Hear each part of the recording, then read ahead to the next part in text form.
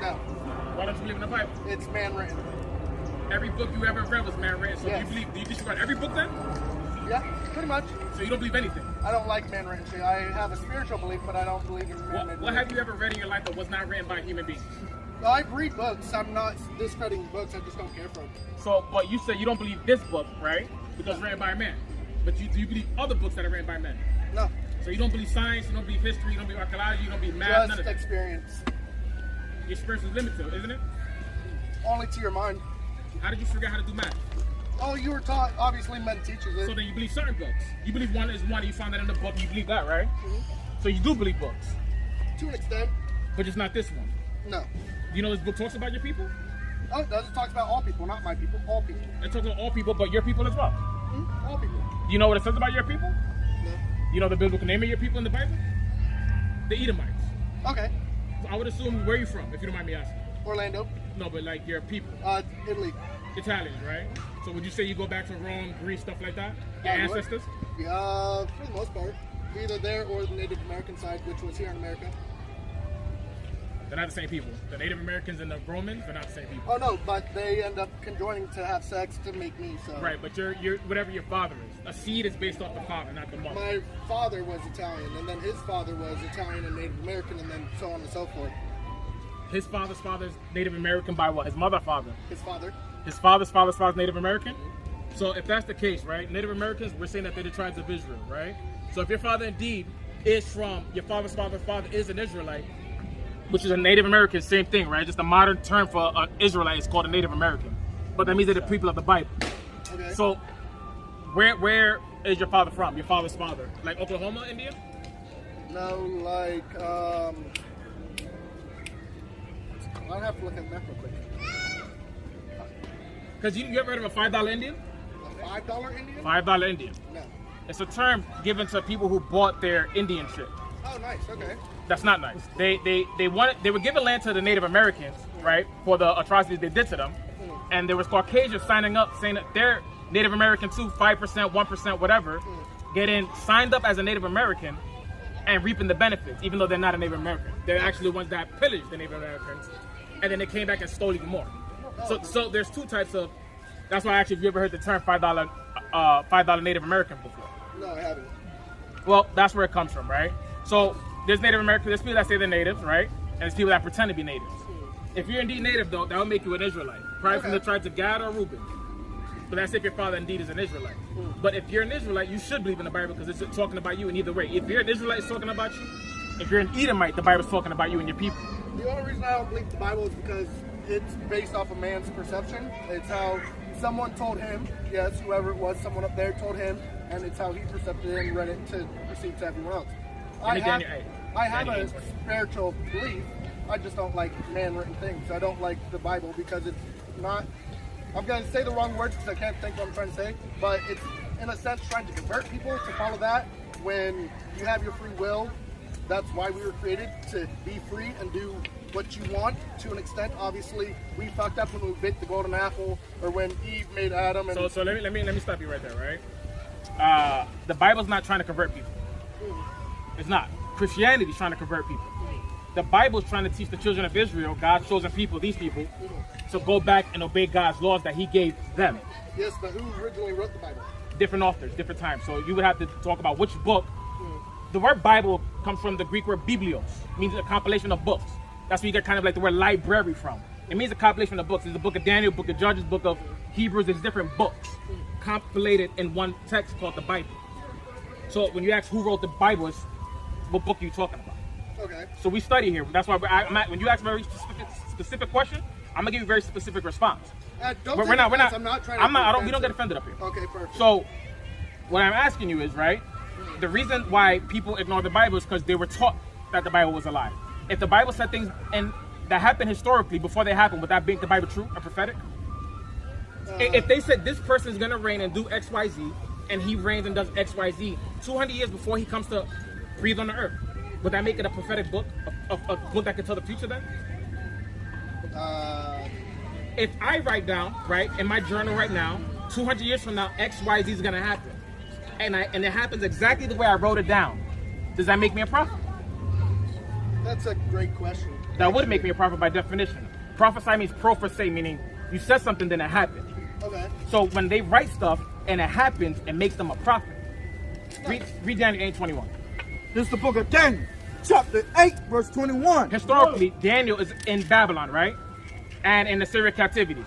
Meaning, this is contextually, I say that to say this 800 BC to 600 BC, that time frame, right? Okay.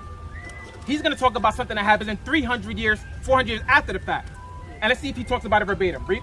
And the rough goat is the king of Grecia. He's prophesying that the Syrian Empire, that he's in captivity now, is going to fall to the Grecian Empire 100 years down the line. How did he know that the Grecians in particular would rise up to power? Because they weren't powerful at that time. They could have fell. They could have died to anything, right? How did he know them in particular that they would rise to power and defeat the Persians? That could have been one of two things. He was either told or he has a great guess and he should have been gambling on It's the called lottery. prophecy. The definition of what this is called a prophecy. Okay. When somebody, prophecy. If somebody says something and it happens the way they said it, it's a prophecy. Okay. That's the definition of the word.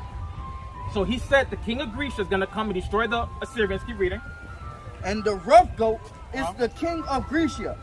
And the great horn that is between his eyes is the first king.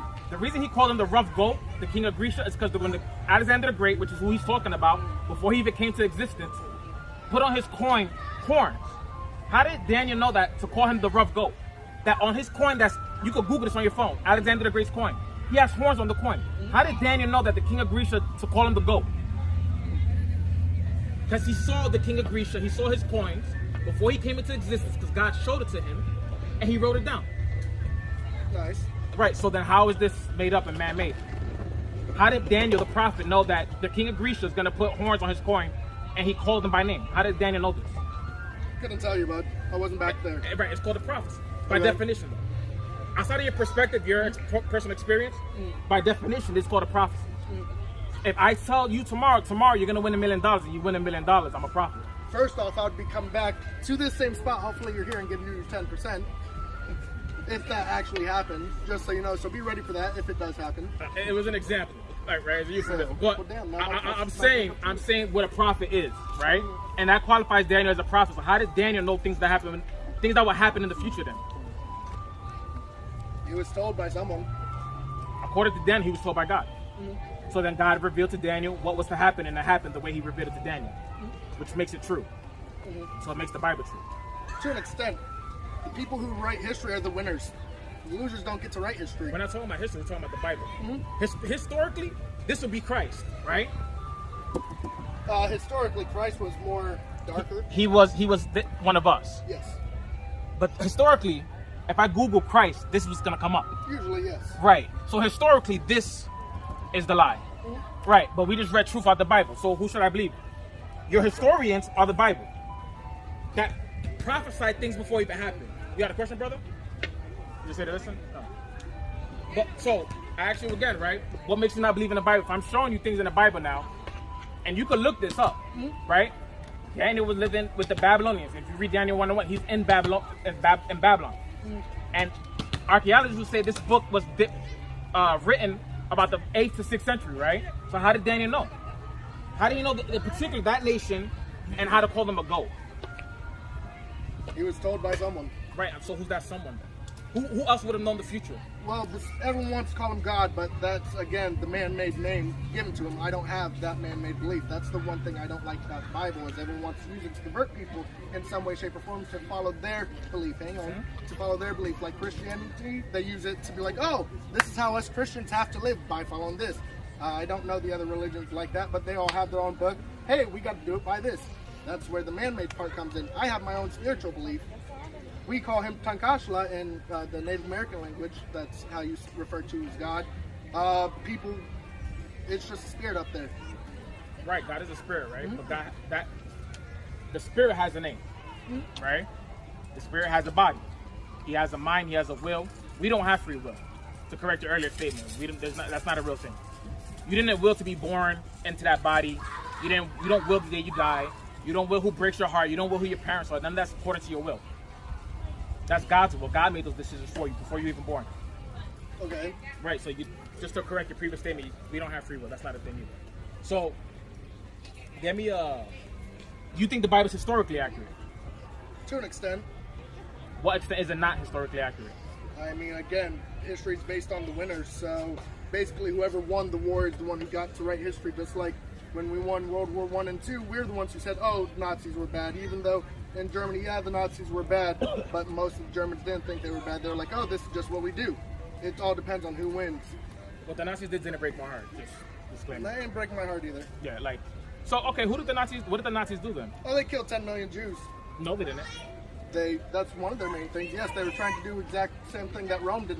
What if I tell you they didn't kill any Jews? Oh no, they killed people. They killed people, but they didn't kill Jews.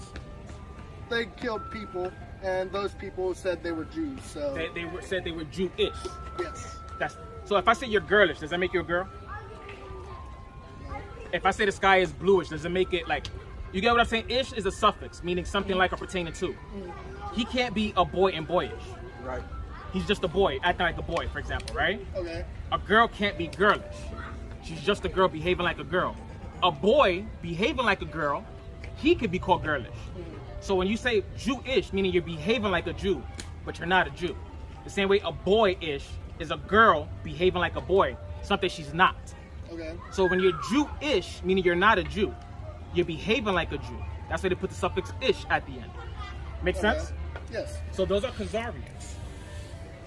From the Khazarian Empire, you could look this up. 8th century Khazarian Empire between the Byzantine Empire and whatever, I forgot the Muslim empire at the time. But they were smack dab in the middle and converted to Judaism. Okay. So they're not Jews. So Hitler didn't kill any Jews. He killed Jewish people, that religious people, for lack of better words. But they didn't have nothing to do with the children of Abraham, Isaac, and Jacob. Okay. Does that make sense? Yes. So then Hitler didn't kill any Jews.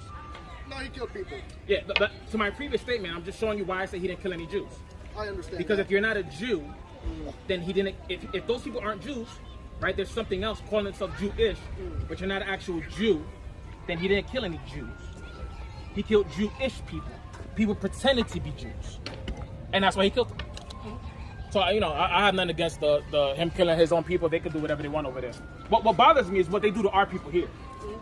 So do you know those same murderous mindset people pointing their attention at us? When you say us, who are you referring to exactly? These people. Okay. Interesting. Did they not enslave these people? Yes, most of those were enslaved people, yes. No, all of them. Who wasn't enslaved on the chart?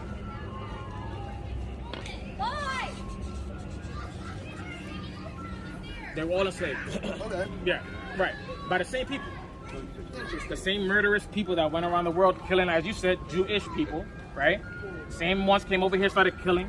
Who are those people, though? That sounds like some satanic stuff. If you're going around the world killing everybody, that's wicked. So who are these wicked people running around the world killing people left and right? That's where their own people, other people. We don't have. Say again? That's where the free will comes in that we don't have. But before we get into that discussion, who are these people that we keep talking about? Do they go by a name, ethnicity, race, flag? Not that I know of. They're not. So okay, bring it up. If you got priests, bring it up, King. Bring what you got out real quick. This is the book of Job, chapter 9, verse 24. Yep. The earth is given into the hand of the wicked. You ever heard the term "as a white man's world"? Yes. Read it again from the top. The earth is given into the hand of the wicked. Who was the world given to? The hands of the wicked. Which are? You would say the white people. Keep reading.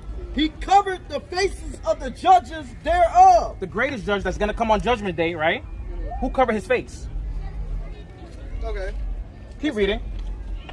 If not, where and who is he? If it's not the Caucasian, right? The Edomite, who is he then? Right. If it's not him, because it has to be somebody. If it's not him, who is it? And it's a question mark at the end of that verse that we just read. Oh, okay. It's a question. It's a question being posed there. Read it again. I was like, don't ask If me that. not- I can answer it. If not, You can where answer it. and who is he? The only way you can answer is by telling the truth. Who enslaved these people? You see how hard it is for you to tell the truth? The Chinese people come to enslave these people? Did Chinese people come to the West Shores of Africa and kidnap people? No. Okay. Did Mexicans come to the West Shores of Africa and kidnap people? No. The Taínos come to the West Coast of Africa. Okay, so we know who it is. But at the same time, we know who it those is. same people that were enslaved, a lot of them volunteered to go on the boats as well. No, they didn't. Okay. No, they didn't. I don't know where you got that from. Nobody. Would you volunteer to hop in a boat that you don't know where it's going and leave your family behind to go to with some random looking people you never seen before that look nothing like you? That doesn't make sense. You're not that bright. If you would hop on a ship with strangers, right, and leave your family behind, that is not a logical thing anybody would do. Why? Why is that not logical? Where do you see people doing these things? In society, are people just getting up and leaving their families, or are they staying close by with their families? Right. In society. They're all staying in a nice okay, so in a normal situation, people are going to stay with their families. They're not leaving to hop on random boats and leaving their wife and children behind. That's not what happened. The Edomites, who you call Caucasian today, came to the West Shores of Africa and kidnapped the children of Israel. It wasn't blacks selling blacks. It was Hamitic Africans selling Shemitic Africans. The children of Israel are Shemitic Africans. Let me get that book behind you.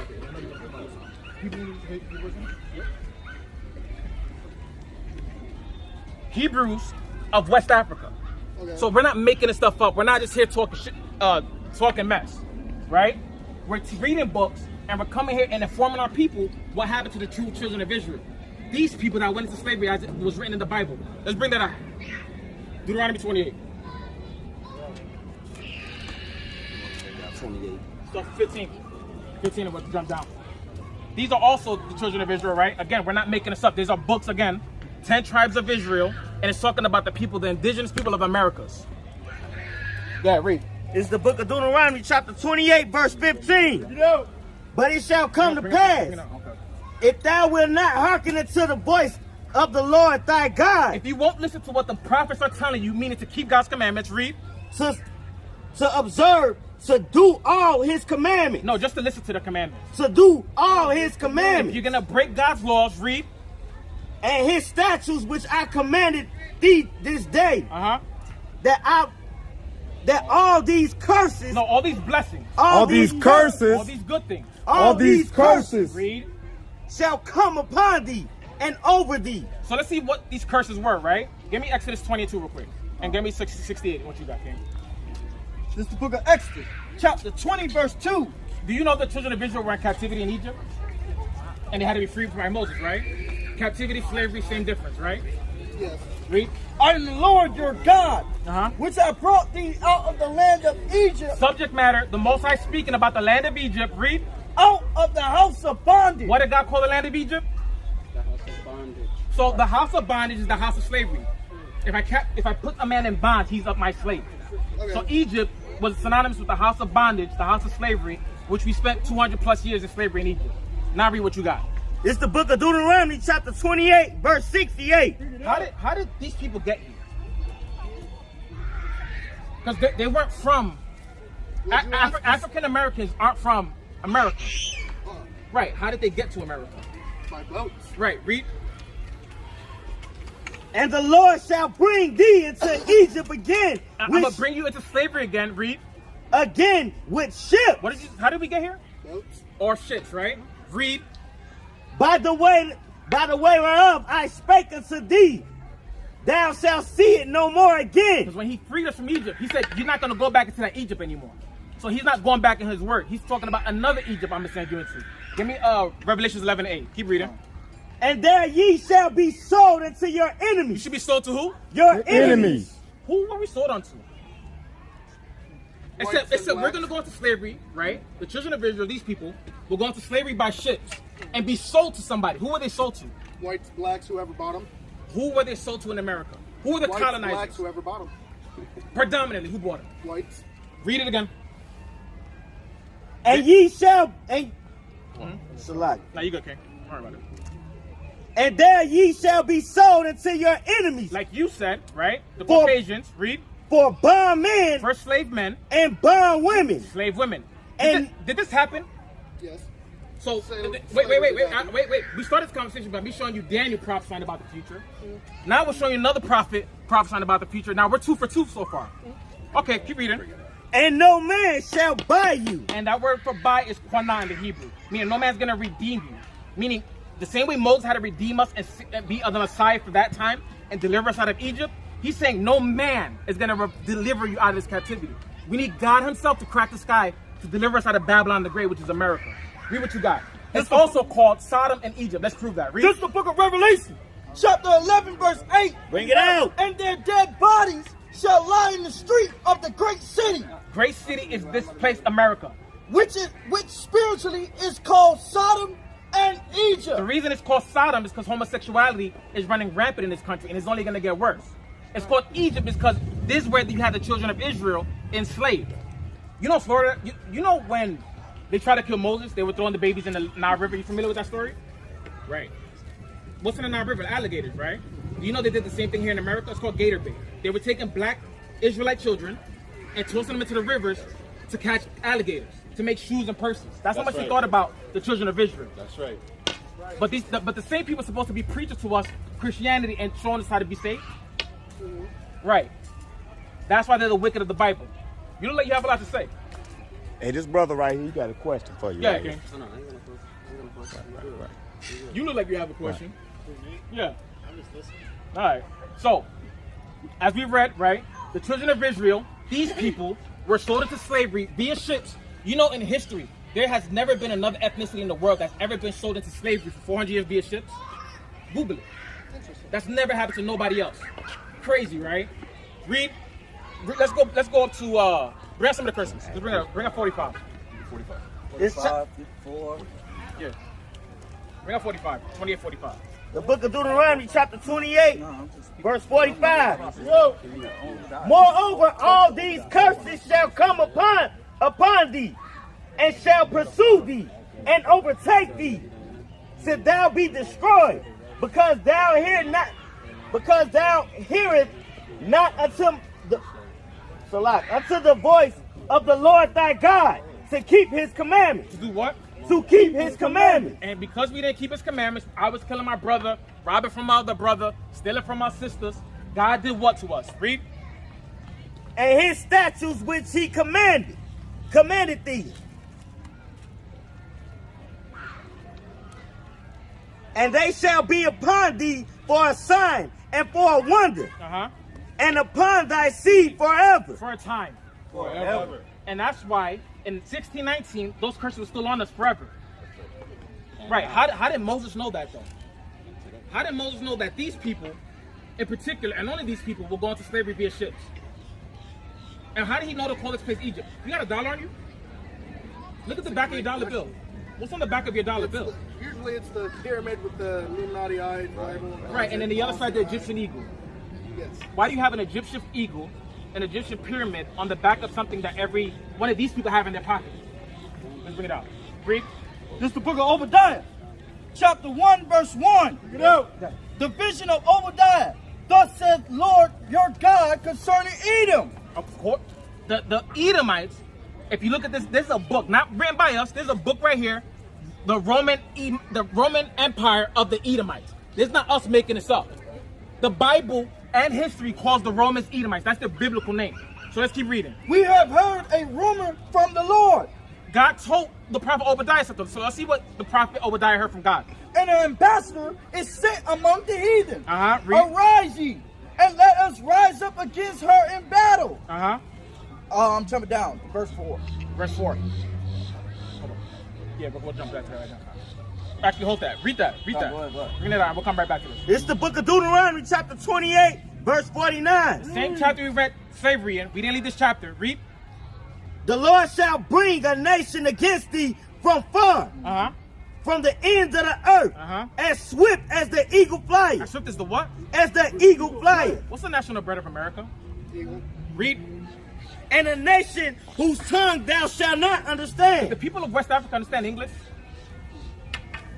The people, English? No. any English. They spoke Hebrew. Okay. Right. So the language that they didn't understand and that nation identified as an eagle is the American eagle and the American language. Now let's go back to Obadiah. This is the book of Obadiah, chapter 1, verse 4. Don't thou exalt thyself as the eagle. Though the Romans, the Edomites, the Caucasians exalt yourself like the eagle, the Romans did it, the Edomites did it, the Spaniards did it, the Nazis did it. It's habitual. A certain ethnic group of people will always identify as an eagle. Read it again from the top. Though thou exalt thyself as the eagle, And though thou set thy nest among the stars. Did this nation that identifies the eagle, do they have a nest in the stars called the International Space Station? Is that a nest where the eagles are sleeping up there? Right. Read it again from the top. Though thou exalt thyself as the eagle. Though you glorify yourself like you're the eagle, read. And though thou set thy nest among the stars. And even though you touch the moon, read. Thence will I bring thee down. And from there, he's going to bring y'all down. Read. Saith the Lord. Says us. Saith the Lord. Keep reading. If thieves came to thee, if robbers by night. So like, jump down to verse 6. Verse 6. Amos 3:7. How are the things of Esau searched out? How are his hidden things sought up? All the things they hid from us, right, are getting exposed now in these last days. Him teaching these people that they're N-words, African Americans, when they're the children of God, all that's getting exposed in these last days. Read it again from the top. How are these things of Esau searched out? How are his hidden things sought up? So I hold that. Read that. And this is why God's bringing it out for us. Read. It's the book of Amos, chapter 3, verse 7. Surely the Lord God will do nothing, but he revealeth his secrets unto his servants, the prophets. He revealed this understanding to these people, the children of Israel, which are his prophets, that this is the nation of Edom. I didn't write this book. I didn't call him Esau. The Bible calls him Esau. History calls him Esau. Archaeology calls him Esau. And other people call him Esau. So y'all can't even be mad at us and say we're making this shit up. We just bring the sources of stuff we read, and we tell you go read it and come back to us. And they never do. Why is that? That's right. Because they find out the truth and don't want to come up here no more. Right. Keep reading what you got, King. I want to finish out Obadiah. Bring it out. Are you good? Obadiah. Obadiah chapter 1, verse 6. How are the things of Esau searched out? They are searched out and brought forth by the prophets, like we read in Amos. Read. How are his hidden things sought up? All the men of thy confederacy have brought thee even to the border. The men that were at peace with thee have deceived thee. Now, the Bible's talking about what's about to happen to this nation here. It's about to reveal the future of America. So let's keep reading. Brought thee even to the border. The men that were at peace with thee. Your UN Peace Council is about to fail. Read. Have deceived thee. They're lying to your people. Read. And prevail against thee. And they're going to destroy you. They're going to win against you when they fight this war. Read. They that eat thy bread have laid a wound under thee. Excuse me. There is none understanding in him. Y'all don't know nothing. There's no understanding in your people. You think everything that your people say is right when you're almost absolutely wrong almost all the time. There's no understanding in you people, right? Keep reading. I have to make sure. Okay. Everybody knows. That's what they do. Bread have laid a wound under thee. There is none understanding in him. Shall I not in that day, saith the Lord, even destroy the wise men out of Edom? Now, he's not going to destroy them. They're saved. even destroy the wise men out of Edom? All your smart men are going to be destroyed for teaching all that false knowledge. Keep reading. And understanding out of the mount of Esau. And he's going to show you Edomites that you have no understanding. Y'all don't know what y'all talking about with your Big Bang theory that y'all taught everybody. Trying to deny God. He's going to expose y'all. Keep reading. And thy mighty man, O Teman, shall be dismayed to the end that every one of the mount of Esau may be cut off by slaughter. No, they're going to be saved. May be cut off by slaughter. The Bible's saying this. Let's keep reading. For thy violence against thy brother Jacob. Because of how much hatred they have for the children of Israel. Let's